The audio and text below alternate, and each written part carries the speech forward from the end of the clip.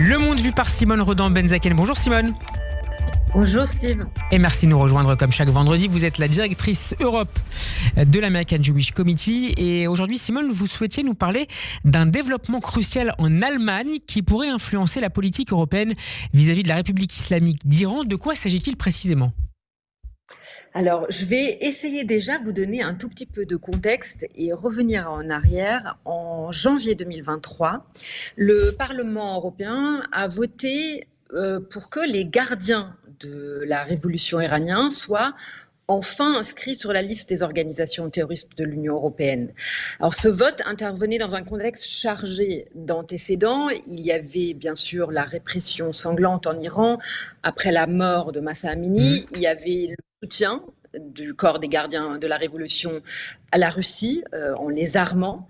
Il y avait des décennies d'attentats à travers le monde et surtout il y avait aussi des tentatives récentes contre les cibles juives en Grèce, à Chypre et en Allemagne. Comment les autorités européennes et en particulier Josep Borrell avaient-elles réagi à ce vote ? Alors, 4 jours après le vote, Josep Borrell, donc le chef de la diplomatie européenne, de plus en plus franchement complaisant envers les autocraties telles que le régime des Mollahs ou celui de Poutine, lançait sur un ton extrêmement professoral « Vous ne pouvez pas dire « je vous considère comme un terroriste simplement parce que je ne vous aime pas ». Et il se retranchait par cette manière, malgré les avis de nombreux experts juridiques, derrière l'idée que seul un tribunal en Europe peut statuer sur la question et non le Parlement ou des États membres.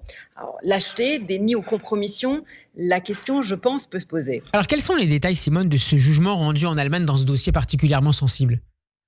Alors, 15 mois et quelques attentats plus tard, la situation pourra effectivement enfin connaître un tournant suite à donc cette décision de la justice allemande rendue la semaine dernière, purgeant ainsi le prétexte fallacieux de ce Joseph Borrell.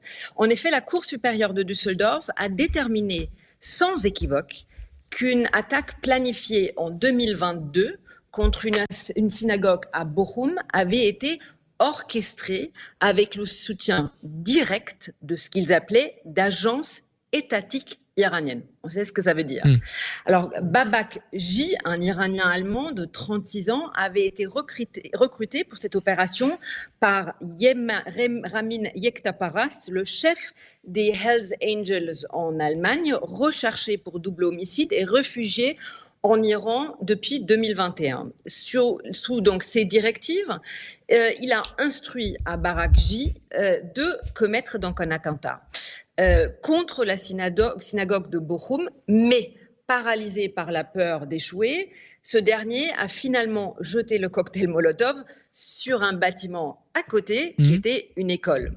S'appuyant sur des messages donc, de WhatsApp et des appels téléphoniques entre les deux, la Cour a donc affirmé que cette tentative d'attaque visait à créer, et je cite, un climat d'insécurité en Allemagne et s'inscrivait dans la ligne politique antisémite et anti-israélienne de la République islamique d'Iran. Quelles conséquences, Simone, ce jugement pourrait-il avoir sur l'inscription des gardiens de la révolution des Pasdaran sur la liste des organisations terroristes de l'Union européenne ?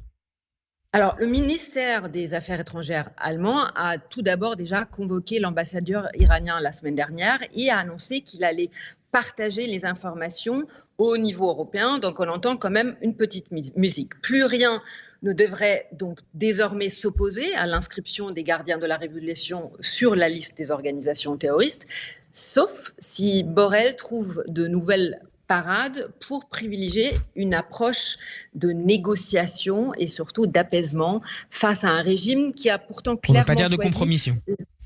Exactement. Clairement, ce régime a choisi la voie de la confrontation avec l'Occident. Et en réalité, c'est là où se trouve la vraie question. Est-ce que l'Europe est prête à adopter une position bien plus ferme envers la République islamique d'Iran? La même question s'était posée avec la Russie il y a 2 ans. à la fois sur la partie nucléaire qui avance à grands pas, mais aussi sur l'approche beaucoup plus large, hégémonique et extrêmement dangereuse dans la région. On l'a vu bien évidemment avec les attaques du 7 octobre, avec ce qui se passe dans le nord d'Israël. Et oui, aussi le danger que représente ici en Europe la République islamique pour les Juifs et les opposants. N'oublions pas qu'en dehors de cet attentat, je l'ai dit au début, il y a eu également d'autres attentats planifiés à Chypre et en Grèce, peut-être même ailleurs.